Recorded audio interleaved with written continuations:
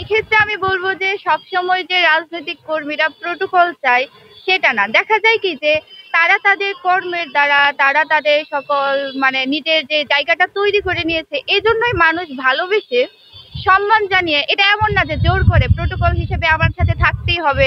হ্যাঁ, যেটা আমরা ছাত্রলীগের রাজনৈতিক প্রেক্ষাপটে আমরা দেখলাম যে প্রোগ্রামে না গেলে বিভিন্নভাবে হ্যারাস করা হতো।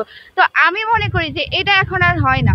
আমরা যারা রাজনৈতিক পরিচয়ে আছি, রাজনৈতিক ভাবে আমরা এখন দেখতেছি যে আমাদের যে নেতা কর্মীরা আছে তারা এই পরিবর্তিত ২৪-এর গণ অভ্যুত্থানের পরে যে প্রেক্ষাপটটা এখন, তারা যথেষ্ট সচেতনভাবে যথেষ্ট স্টুডেন্ট জনগণের সাথে সম্পৃক্ত থেকে প্রত্যেকটা কাজ করার চেষ্টা করতেছে। সো এখন যে তারা নিজেরা যে ডেকে আনবে এরকম না, তার কর্মীরা ভালোবেসে তাদের পাশে যদি থাকতে চায়, তখন সেক্ষেত্রে তো আজকে যদি আমার পাশে দুইজন মানুষ দাঁড়ায়, আমি তো তাদের বলতে পারবো না যে আপনারা সরে যান সরে যান।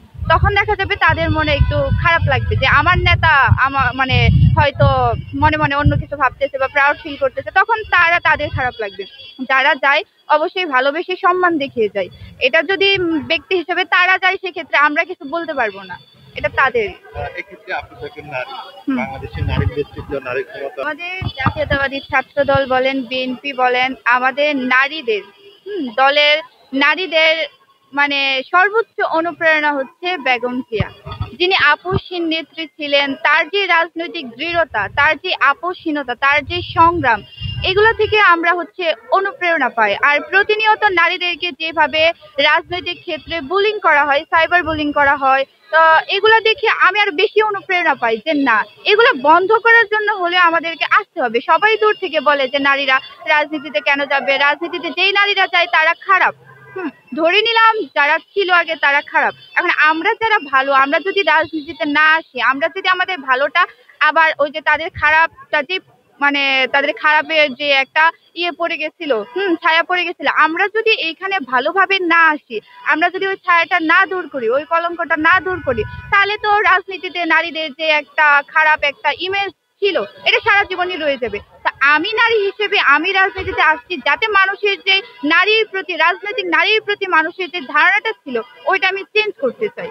যে না, নারী হয়ে অনেক ভালো কাজ করতে পারে, নারীর ও পুরুষের সমান তাল মিলিয়ে রাজনীতি করার অধিকার আছে। নারীরা যদি পিছিয়ে থাকে, নারীরা যদি রাজনীতিতে অংশগ্রহণ না করে, তাহলে দেশ চলবে কিভাবে? তো সেই ক্ষেত্রে আমি মনে করি হ্যাঁ, বেগম খালেদা জিয়া আসলে কোন দিকগুলো আপনার কাছে বেশি ভালো লাগে? মানে উনি তো গণতান্ত্রিক প্রতি সেটা আমরা নাই বাবু, ব্যক্তিগতভাবে আপনার তার কি বিষয়গুলো বেশি ভালো লাগে? ব্যক্তিগতভাবে উনি গণতন্ত্রকামী।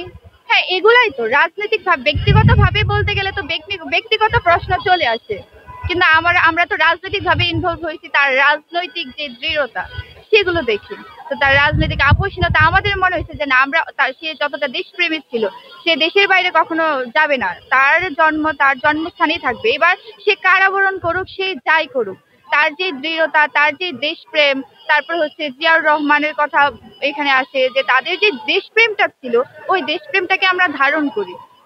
সেক্ষেত্রে লাস্ট আমার প্রশ্ন, আপা মোহাম্মদ শ্রাবণী আক্তার, পড়াশোনা করছি ঢাকা বিশ্ববিদ্যালয় সমাজ কল্যাণ ও গবেষণা বিভাগে, ২১-২২ শিক্ষার্থী। আপনার রাজনৈতিক পরিচয়?